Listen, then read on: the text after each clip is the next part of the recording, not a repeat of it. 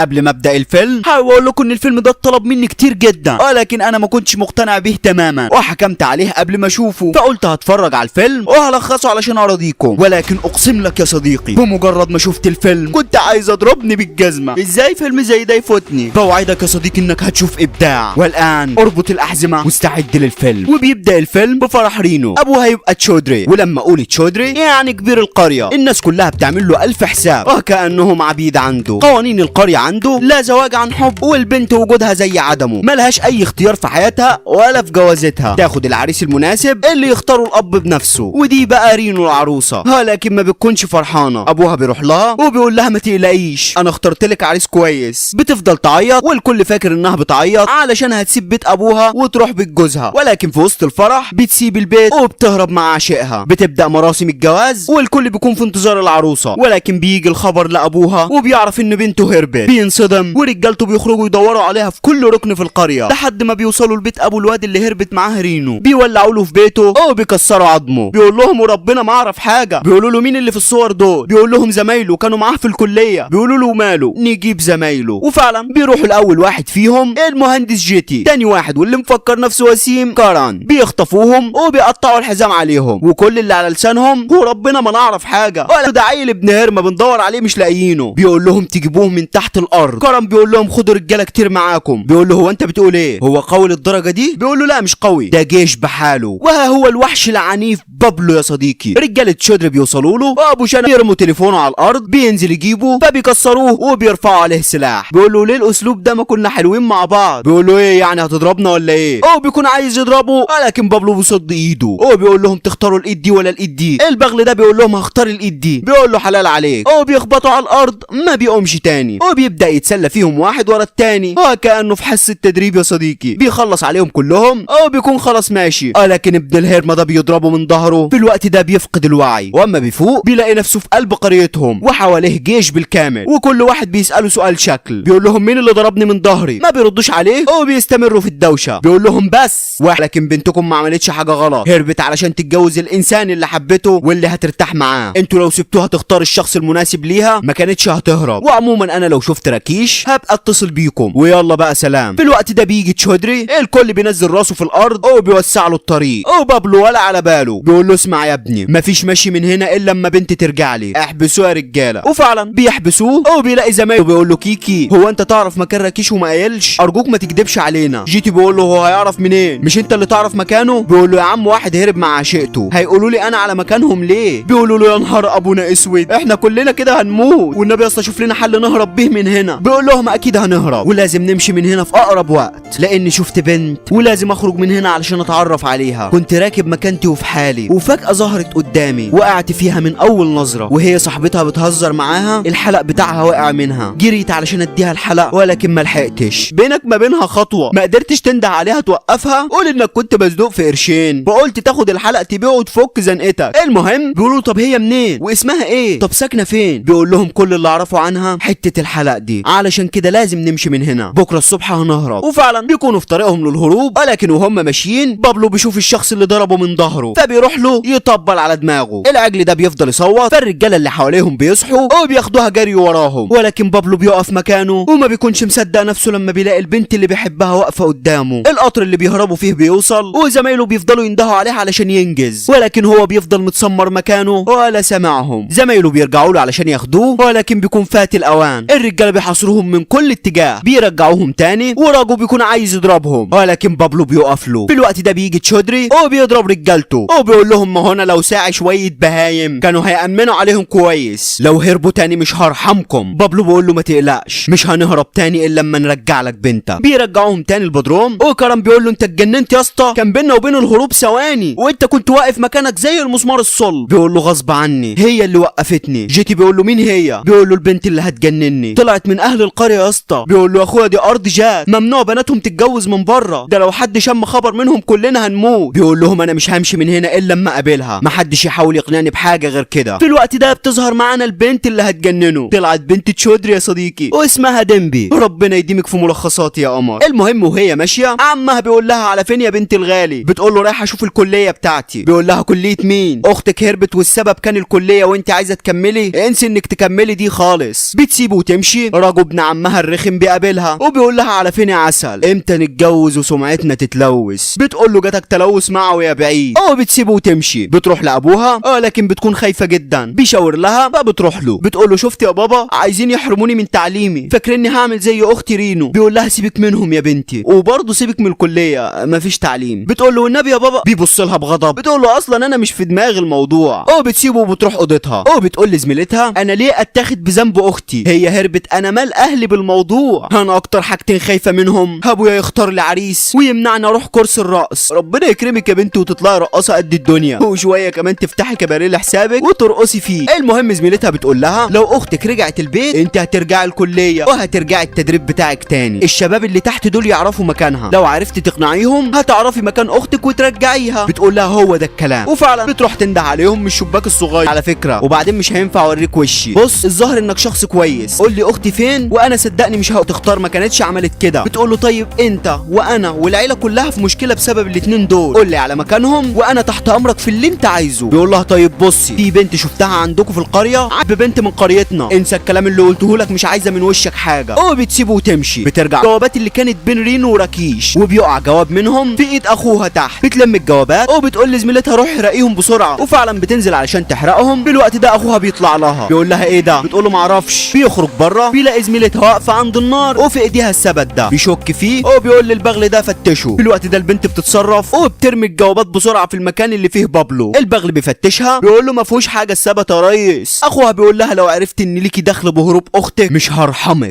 بيسيبها ويمشي. بالوقت ده بابلو بيكون قرا الجوابات كلها وديمبي بتروح له جري. بيقول لها وبعدين معاكي لم حاجتك دي يا ستي، مره تورينا وسط. بتقول له انا ما كنتش اعرف انهم هيهربوا. بيقول لها كدابه ساعدتيهم يهربوا. بتقول له دي مكتوبه فين كمان؟ بيقول لها لا دي من وحي خيالي، بس تخيلي بقى لو كتبتها في جواب واديت الجواب لابوكي. بتقول له على ايه يا اسطى؟ الطيب احسن، انا من رايي نتفق احسن. بيقول لها شوفي طلبات الرجاله الاول. كرم بيقول لها انا عايز استحمى وعايز بوكسر، والتاني بيقول لها لا اكل، هاتلنا اكل نضيف، ابوك الله يحرقه بياكلنا زلط. بتقول له ابويا لو حس اني بعمل الحاجات دي معاكوا هينفخني. بيقول لها انسى ابوكي خالص وفكر في البنت اللي بحبها. بتقول له طيب اوصف لي شكلها. بيقول لها فاضيه كام شهر علشان اوصفها لك. ليه يا حبيبي هتوصف لها مطعم في باريس؟ المهم بيتخيل وبيوصفها. بتسيبه وتمشي، ولكن بابلو بيقول لزمايله انا نسيت اديها الحلق ده، اكيد هيساعدها توصل للبنت بسرعه. وفعلا بيخرج بره وبيفصل النور عن البيت كله ومبين هو كمان وما بيشوفش حاجه قدامه. بيطلع لها فوق بتقول له يخرب بيتك انت ايه اللي جابك هنا؟ بيقول لها انا عايز اخد دش. بيخش ياخدها في حضني بالشكل ده، بس انت فاشله مش عارفه تجمعيها. في الوقت ده بتضربه فبيفضل يضحك. بيقول لها خد الحلق ده بتاعها هيساعدك توصلي لها بسرعه، قدامك 24 ساعه يا اما تجيبيها يا اما هقول لابوكي. بيسيبها ويمشي. واما النور بيرجع بتبص في الحلق بتلاقي دي فردة الحلق اللي كانت ضايعه منها، فبتعرف ان هي البنت المقصوده، هي البنت اللي هيموت عليها بابلو. تاني يوم الصبح رجاله ابوها بياخدوا بابلو وزمايله علشان عرفوا مكان رينو وراكيش من شركه المحمول. بيوصلوا في المكان المقصود والشخص اللي عرف طريقهم بيقول لهم هم ساكنين في الشقه دي. الرجاله بيروحوا كلهم على الشقه وبيسيبوا البغل ده علشان يخلي باله من بابلو وزمايله، ولكن بابلو بيغفله بكل سهوله وبيكون في طريقه للشقه. رجاله شودري بيركبوا الاسانسير ولكن بابلو بياخدها جري وتنطيط بيوصل قبلهم، وانا كمختار مصدق. المهم بابلو بيوصل هناك وراكيش رجاله ابوك اعتقلونا وكسروه، ويلا بقى نمشي من هنا علشان رجاله ابوك جايين ورانا. وفعلا بيوديهم على الشقه الثانيه ومن الشقه الثانيه بينزلوا تحت. في الوقت ده اصحابه بياخدوا بالهم وهو بيهرب راكيش ورينو. في الوقت جنيه دول خليهم معاك واوعى تستسلم، خليكم سوا وانا عمري ما هسيبكم. ورجاله شودري ما بيلاقوش حد في الشقه فبينزلوا. البغل ده بيقول لهم بابلو هرب. بيبصوا بيلاقوا بابلو مكانه فبيفخموا على قرعته. بياخدوهم على البيت ولكن ديمبي والبت الشغاله بيكونوا قاعدين في المخزن بيدوروا على الجوابات، ولكن بيسمعوا صوت رجاله ابوها يا اسطى البت اللي انت مورطنا بسببها دي هنموت قبل ما توصلها. بيقول له انا ما عنديش مشكله اموت علشانها. بيقول له يا عم دي لو سحرالك مش هتعمل كده. وديمبي بتكون سامعاهم ومستغربه على طريقه حبه ليها. بتبص جنبها بتلاقي الجوابات بتاخدهم وبتجري، ما بيلحقوش يوقفوها. ومن هنا تبدا متعه الفيلم. بتروح تحكي لزميلتها على اللي حصل، بتقول لها طلع هو اللي مهربهم، هو اللي بيقول لهم يختفوا فين بالظبط. في الوقت ده عمها بيكون سامعها وهي بتتكلم فبيقول لها مين فيهم اللي يعرف؟ بتقول له انا ما اعرفش حاجه. بيقول لها مين احسن لك؟ بتقول له ما اعرفش. فبيجرجرها من شعرها لبره وبيخرجوا بابلو وزمايله وبيوقفوهم صف بالشكل ده. بيقول لها مين فيهم؟ بصي عليهم كويس. اخوها بيرفع وش اول واحد فيهم بيقول لها هو ده. بتقول له لا. بيقول لها طب ده؟ بتقول له لا برضه. بيقول لها طب وده؟ بتقول له لا برضه. في الوقت ده ما بيكونش فاضل غير بابلو. اخوها بيقرب منه وبمجرد ما بيرفع وشه بيشوفها لاول مره يا صديقي، ومن كتر الفرحه بينصدم، ما بيكونش مصدق انه اخيرا لقى البنت اللي بيحبها وبيدور عليها. عليها. عمها بيجرجرها لتحت وبيقول لها بصي له كويس. بتفتح عينيها وبتفضل مركزه في عينيه وهو مركز في عينيها. عمها بيقول لها هو ده؟ بتقول له هو ده اللي حلمت بيه. ضحكته نظره عينيه. في الوقت ده بياخدوه بيكسروا عينيه في المخزن وهو كل اللي شاغل تفكيره جمال عينيها. ايه كميه العيون اللي قلتها دي؟ انا قلبت الفيلم مصمت.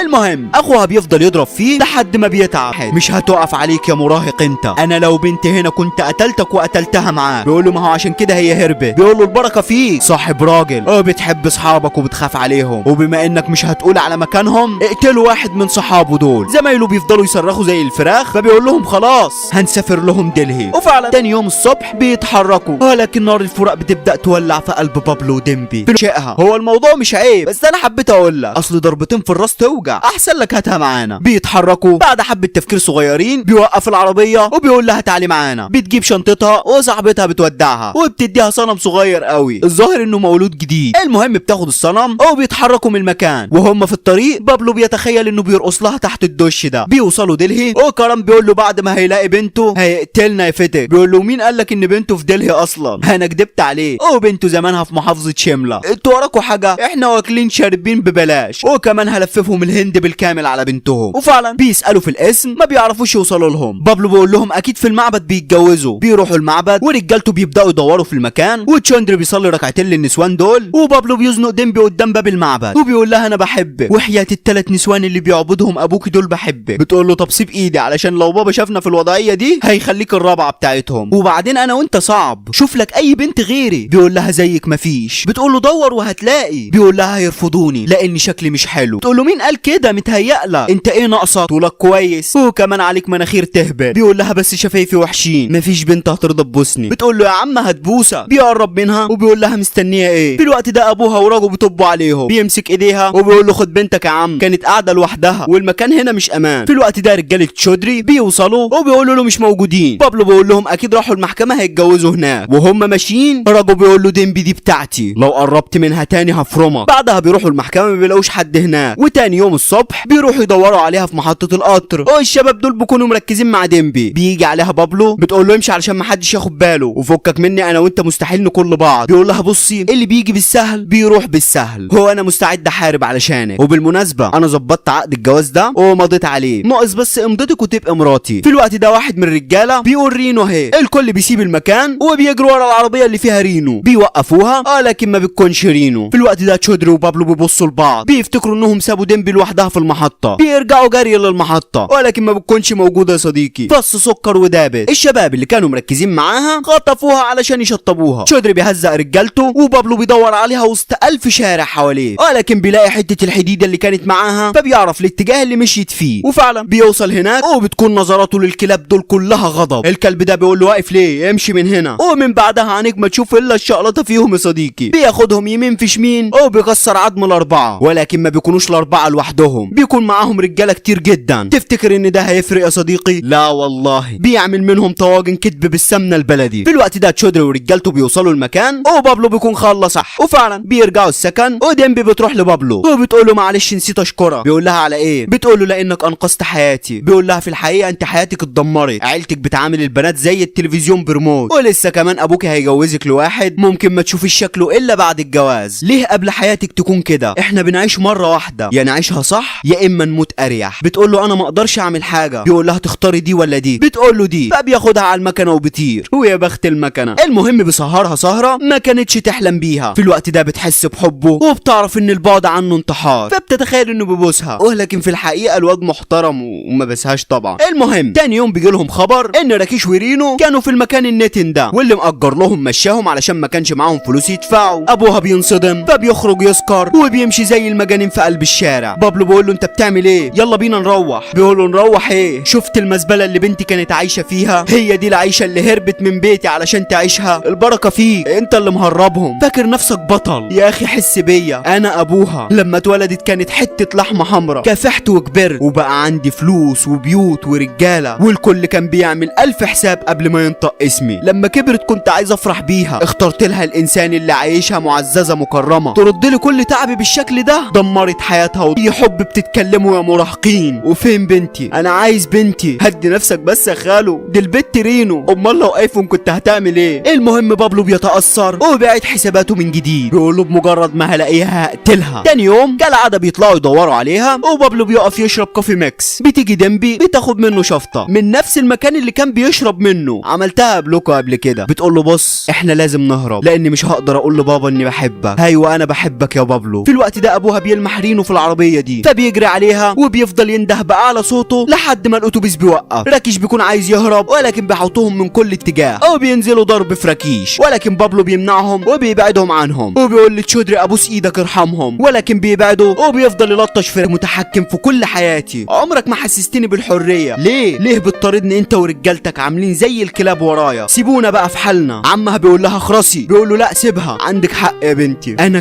كلب علشان لما هربت من البيت ما كنتش بعرف انام الليل من كتر خوفي عليكي. كل اللي كان في بالي يا ترى انت فين، عايشه ازاي؟ انا اسف يا بنتي. عمها بيقول لها هتيجي معانا ولا تموتي معاه؟ بتختار انها تموت معاه. بيقول له بعد اذنك اخويا بص الناحيه التانيه، وفعلا بيرقدوهم علشان يقتلوهم والكل بيكون في منتهى الحزن وبيكتفوا بابلو علشان ما يروحش ينقذهم. يعني انت طول الفيلم تكذب يا بابلو، مش قادر تكذب في المشهد ده وتنقذهم؟ المهم في الثواني الاخيره بتقول له بابا انا حامل. بينصدم وبيقول لها ما تنطقيش كلمه بابا دي تاني لانك بالنسبه لي ميته. سيبوهم يمشوا. بيسيبوهم ويمشوا. بعدها بيقول لبابلو انت شخص كويس جدا يا ابني، انا اسف على اللي حصل فيكو، يا ريت يفضل ما بيننا موده. بيسيبهم ويمشي وبتبدا بينه وبين ديمبي نظرات الوداع. اخوها بيركبها العربيه وبتمشي، ولكن الاتنين بيكونوا في منتهى الحزن، ما بيكونوش قادرين على الفراق يا صديقي. وحاله بابلو كل يوم تزيد سوء عن اليوم اللي قبله، وراجو بيتقدم رسم لديمبي وبيتخطبوا لبعض، ولكن ديمبي الاكس ما بيروحش من على بالها. بتشوف عقد الجواز اللي اداهولها وبتفضل تعيط. بعدها تشودري بيبعت دعوه لبابلو وزمايله علشان يحضروا فرح ديمبي. في الوقت ده جيتي بيقول لبابلو هتقدر تعيش من غيرها؟ بيقول له لا. بيقول له يلا علشان تهربها يا صاحبي. وفعلا بيكونوا في طريقهم علشان يهربوها يوم فرحها. وديمبي بتقول لصاحبتها انا في البدايه كنت ضد رينو لما هربت، ولكن لما سبت بابلو عرفت هي هربت ليه وان كان عندها حق لما هربت. في الوقت ده ابوها بيسمع كل حاجه وبيعرف انها بتحب بابلو. بينصدم وبيخاف من الضربه التانيه اللي ممكن ياخدها بسبب بنته التانيه. في الوقت ده بابلو بيوصل المكان والرجاله بيستقبلوه احسن استقبال، وديمبي بتكون في منتهى السعاده. بتقول لصاحبتها بابلو جه، انا دلوقتي حاسه بالامان. وبرضه ابوها بياخد باله فبيروح يدور زي المجانين على بابلو، وفعلا بيلاقيه. بيقول له تعالى انا عايزك ضروري. بيقول له في ايه؟ بيقول له تعالى بس. بيروح معاه وبيقعدوا جنبه. بابلو بيقول له ايه اللي حصل؟ بيقول له مفيش، انا عايزك جنبي، ما تسيبنيش لحد ما بنتي تتجوز وتمشي من هنا على خير، ابوس ايدك. في الوقت ده بابلو بيعرف انه عارف كل حاجه. مراته بتجيله وبتقول له قوم البس علشان ضيوفه. ما بيكونش راضي يسيب بابلو، ولكن مراته بتاخده بالعافيه. بيلبس بسرعه وبيرجع، ولكن ما بيلاقيش بابلو. في الوقت ده بابلو بيكون واقف مع حبيبه القلب. بتقول له انا مش هعرف اقول لبابا، يلا نهرب. بيقول لها ابوك عارف كل حاجه. في الوقت ده ابوها بيقلب الدنيا عليهم، ولكن بيلاقيها في مكانها. بتقول له مالك يا بابا؟ ما تقلقش عليا، انا مبسوطه بالعريس اللي انت اخترته، وما تشغلش بالك بيا ولا بحياتي معاه. مهما كان الوضع سيء هتعاقلم عليه، وكلها ايامه وبتعدي، مش مهم حياتي، اهم حاجه شكلك قدام الناس. في الوقت ده الاتنين بيعيطوا وشودري بياخد بعضه وبيروح لبابلو بيشده من ايده لبره. بيقول له شايف النهارده فرح بنتي وانت جاي النهارده علشان تهربها معاك. بيقول له عندك حق، انا كنت جاي ناوي اخدها ونهرب، ولكن حطيت نفسي مكانك وتخيلت احساسك بعد هروب بنتك التانيه يوم فرحها، احساس بشع ما يتحملهوش بشر. انت بقى حط نفسك مكاني وتخيل ان الانسانه الوحيده اللي حبيتها من كل قلبك بتتجوز في البيت ده. انت بتتمنى جوازه بنتك تعدي على خير علشان تنقذ شرفك، وانا بتمنى الجوازه تبوظ علشان انقذ حبي. انت بتحب بنتك اكتر من اي حد في الدنيا، فلو في شخص هيحبها بعدك هيكون انا. ربنا يسعدها مع العريس اللي انت اخترته لها. وبيسيبه وبياخد زمايله ويمشي. في الوقت ده بيجي العريس راجو وبيقول لبابلو ازيك يا نمس، ايه رايك في فرحي؟ لا استنى، انت رايح فين؟ بالمناسبه الجميله دي حابب اقول لك كلمتين في وشك، روقوا عليه يا رجاله. الرجاله بيضربوا فيه، والغريب انه بيكون مستسلم تماما. راجو بيضربه وبيقطع له القميص. في الوقت ده بيتضايق وبيفوق لهم، الظاهر ان القميص غالي حبتين. المهم بيخش عليه وبياخده شمال في شمال وبيديله الركله المزدوجه، بيكسر بيه تلاجه الحاجه الساقعه. راجو يسكت، لا والله بيقلع القميص علشان يورينا السكس بال، ولكن يا صديقي بص كده مفيهوش سته، لا في بكسايه واحده. المهم بابلو بيشد حبله وبيستمر تكسير فيه وبيمسكه بالشكل ده وبيطوحه، حسسني انه بيطوح فلنا على العربيه. في الوقت ده بيجي تشودري ورجالته وبابلو بيمسك العتله دي وبيكون خلاص هيقتله، ولكن ما بيعملش ده. تشودري بيروح له بيقول له انا نفسي اعرف بنتي بتحبك على ايه؟ عندك ايه زياده عن البشر؟ الناس كلها في الفرح وانا واقف معاك هنا، ليه؟ بيقول له لانك بتحب بنتك. انا قلت لك مش هخطفها، دي بنتك وحقك تختار لها الشخص اللي يحبها ويسعدها، ولكن اقسم لك لو جوزها زعلها ولو بكلمه لا هرحمه ولا ارحمك. بيقول له انت لو زعلتها انا اللي مش هرحمك، انت يا ابني اللي هتتجوزها، يلا روح لعروستك. بيروح لها والاتنين ما بيكونوش مصدقين اللي حصل، فبياخدها في حضنه. اقرصيه يا عروسه علشان يصدق. الواد ده بيقول لتشودري وانا يا ريس بحب بنته وعايز اتجوزها، والتاني بيقول له وانا كمان. المهم يا صديقي كلهم بيطلعوا حبيبه. بابلو بيروح له وبيقول له معلش سامح رينو وراكيش. بيقول له اكيد سامحتهم، مش حضرتك علمتنا الحب. الكل بيضحك وبيكونوا في منتهى السعاده، وهنا بينتهي الفيلم. وفي الختام احب اقول لك انا تمام. انت مبسوط وتمام يا صديقي؟ اكيد تمام. ما تنساش بقى تخش تاخد لفه في القناه وتشترك فيها وتفعل زر الجرس علشان يوصلك اشعار باللي جاي. وما تنساش اللايك لو عجبك الفيديو، والكومنت يا صديقي كله الا كومنتك اللي محيرني ومغيرني ومطيرني. اكتب اللي في قلبك، قول اللي في نفسك يا صديقي، انا بقرا الكومنتات كلها. هشوفك الفيديو الجاي يا قمر.